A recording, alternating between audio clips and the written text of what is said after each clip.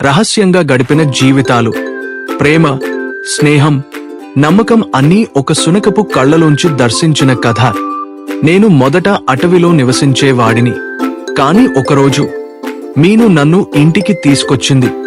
అప్పటినుంచి ఈ ఇంటి వాసన నేను పసిగట్టే వాడిని. నా జీవితమంతా ఈ వంటింటి తలుపుల మధ్య గడిచింది.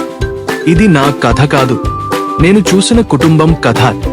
ఒక పాత చీర మీద నేను ముడుచుకున్నవాణ్ణి, ముక్కుతో గాలిలో వాసనలు వెతుకుతున్నవాణ్ణి.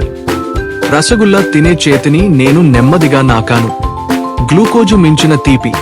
అప్పుడే అర్థమైంది, మనిషిని ప్రేమించటం అంటే అతని వాసన, రుచి గుర్తుంచుకోవటం. దేవుడి ముందు దీపం పెట్టిన అమ్మ మీను. మేమిద్దరం ఒక్క పూల పూసలా హత్తుకున్నాం. నేను గేటు దగ్గర నిలబడి ఆగిన తోకతో గడిపాను.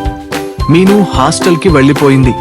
కాని నా గుండె మాత్రం ఆమె వెంటే వెళ్ళిపోయింది. ఆ షూ చప్పుడు కూడా నన్ను వదిలిపోయింది. కాలం మారింది, కాని నేను నా కర్తవ్యం మారలేదు. పాత బుట్ట, పాత జత చెప్పులు, పాత రుచి. ఆమె లేని రోజు కూడా నేను గేటు వైపు కన్నెత్తుతూనే ఉన్నాను. నా కళ్లలో చీకటి పెరుగుతోంది, కాని ఆమె కోసం నా వేచిచూపు మాత్రం చెక్కిలిపోలేదు. చాలా రోజుల తరువాత కారులో మీను వచ్చింది.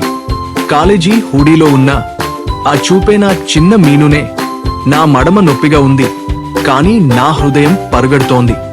ఆమె నా మెడ చుట్టూ చేతులు వేసినప్పుడు నేను కుక్క కాదు, కుటుంబ సభ్యుడినయ్యాను.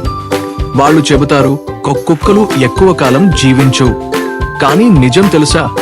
మేము మరిచిపోము, మేము వదిలిపెట్టము. మన చివరి కాపలాదారిగా చివరి తలుపు దగ్గర మేమే నిలబడుంటాము. కాని ప్రతి తలుపు తెరిచినప్పుడు ఓ చిన్న మూర్ఛ, నా తోక కొట్టిన శబ్దం వలె గాలిలో నా జ్ఞాపకం తిరిగి వస్తుంది.